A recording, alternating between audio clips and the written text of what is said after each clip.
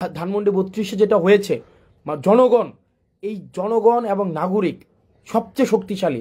রাষ্ট্রের কোনো agency, DGFI বলেন, আর্মি বলেন, সেনাবাহিনী বলেন, হাসিনা বলেন, গণভবন বলেন, জনগণ থেকে বেশি শক্তিশালী হয়ে কেউ উঠতে পারবে না। জনগণ, জনরোষ থেকে কেউ বাঁচতে পারবে না। সুতরাং এই যে আপনারা আমলা রয়েছেন, আপনারা যদি মনে করে থাকেন আপনাদের যারা এই যে ফেসিবাদী হাসিনা আবার আপনাদেরকে রিহেবিলিটেট করবে, এটা ইম্পসিবল। বরং আপনারা জনগণ যেটা চাচ্ছে, যেভাবে জনগণ ফেসিলিটেট হতে চাচ্ছে, পরবর্তী বাংলাদেশ বিনির্মাণে আপনারা সহযোগী ভূমিকা পালন করুন।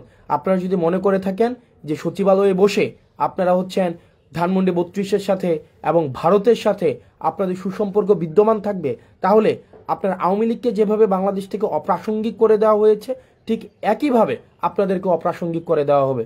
এই জিনিসটা আপনারা যদি মনে করে থাকেন, হাসিনাও কিন্তু এই ভুলটা করেছিল। যমুনা স্মার্ট রেফ্রিজারেটর, স্মার্ট লাইফে স্মার্ট রেফ্রিজারেটর। হাসিনা ভেবেছিল হাসিনার কোনো বিকল্প নাই। হাসিনাই হচ্ছে কি একদম হচ্ছে ইররিপ্রেসেবল, মানে হাসিনাকে রিপ্লেস করার মতো, মানে নন রিপ্রেসেবল একটা সিচুয়েশনে চলে গিয়েছে। হাসিনাকে রিপ্লেস, অল্টারনেটিভ, হাসিনার অল্টারনেটিভ আর কেউ নাই।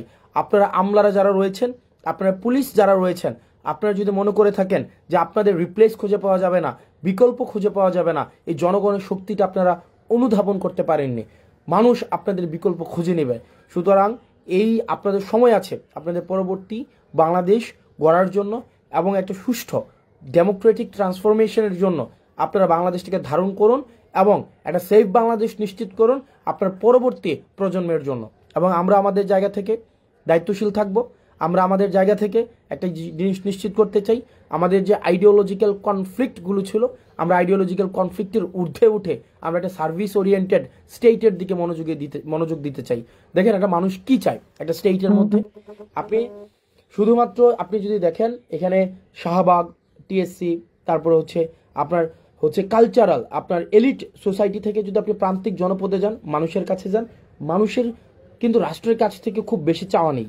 মানুষের রাষ্ট্রের কাছ থেকে চাওয়া হচ্ছে জিনিসপাতির দাম কম থাকবে, সে ব্যবসাপাতি স্বাধীনভাবে করতে পারবে, তাকে চাঁদা দিতে হবে না, সরকারি যদি কোনো সুবিধা নিতে হয় তাকে লালফিতার দৌরত্বের মধ্যে পড়তে হবে না, তাকে ঘুষ দিতে হবে না, এবং সে নিরাপদে তার জীবনযাপন করতে হবে, শিক্ষার পরিবেশ পাবে, সে চিকিৎসা ঠিকভাবে পাবে। মানুষের কিন্তু চাওয়াটা কিন্তু খুব ক্ষুদ্র একটা চাওয়া রাষ্ট্রের কাছে, এর বেশি কিন্তু মানুষের চাওয়া নেই। প্রান্তিক পর্যায়ে মানুষের কিন্তু এর বেশি কিছু চাওয়া নেই। আপনারা যদি সিভিল সোসাইটিতে যারা রয়েছেন, সিভিল সার্ভিসে যারা রয়েছেন, পুলিশে যারা রয়েছেন, আমরা আপনাদেরকে এই অ্যাসিওরেন্স দিচ্ছি, মানুষ আপনাদেরকে সমর্থন করবে। আপনারা যদি এই আওয়ামী লীগের প্রতি যে আপনাদের একটা ন্যাক রয়েছে, আওয়ামী লীগ আপনাদেরকে অ্যাপয়েন্ট করেছে, আওয়ামী লীগ আপনাদের সুযোগ দিয়েছে, সুবিধা দিয়েছে, কিন্তু জনগণের বিপক্ষে আপনাদেরকে দাঁড় করিয়েছে, জনগণের বিপক্ষে আপনাদেরকে লাঠিয়াল বাহিনী হিসাবে ব্যবহার করা হয়েছে। এই জিনিসটা আপনারা বুঝুন, জনগণের জন্য কাজ করুন, জনগণের যে শক্তিটাকে, এই শক্তিটাকে অনুধাবন করুন। না হয় এই ধানমন্ডি 32, আমি খুব করে চাইবো যে ধানমন্ডি 32-এর পরিণতি যেন সচিবালয় না হয়।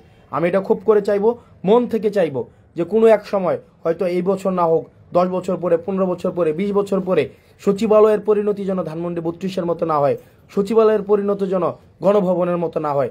সুতরাং শিক্ষা গ্রহণ করুন, ধানমন্ডি 32 থেকে শিক্ষা গ্রহণ করুন, গণভবন থেকে শিক্ষা গ্রহণ করুন। আপনারা যদি মনে করে থাকেন আপনারা যারা আমলা রয়েছেন, পুলিশ রয়েছেন, আপনারা দুর্দান্ত প্রতাপশালী, আপনাদের এই যে বেনজির পালাই যেতে বাধ্য হয়েছে, আপনার দুর্দণ্ড প্রতাপশালী, একদম যে পুরো বাংলাদেশকে মনে করতো যে এক কথায় তার কথাই চলে, আপনাদের ডিবি হারুন দেশ থেকে পালাইতে হয়েছে। আপনাদের এই মানুষগুলো কিন্তু আপনার দেশ থেকে পালাতে বাধ্য হয়েছে, কারণ তারা জনগণকে সাথে নিয়ে থাকেনি, তারা আওয়ামী লীগকে তারা হচ্ছে তাদের কিবলা বানিয়েছে। আমরা আমাদের জায়গা থেকে এই বিষয়গুলো নিশ্চিত করব এবং সাধারণ জনগণের প্রতি, আমার মতো যারা আমরা সাধারণ জনগণ রয়েছে, আপনার প্রতি আহ্বান থাকবে, এই রাষ্ট্রের দখলদারিত্ব আপনারা বুঝে নিন, এই ভূখণ্ডের দখলদারিত্ব বুঝে নিন, প্রজা না হয়ে নাগরিক হয়ে উঠুন এবং আপনার রাষ্ট্রের প্রতি, রাষ্ট্রের কাছে আপনার কিছু কমিটমেন্ট রয়েছে এবং রাষ্ট্রের কাছে কিছু আপনার অধিকার রয়েছে, সেগুলো বুঝে নিন।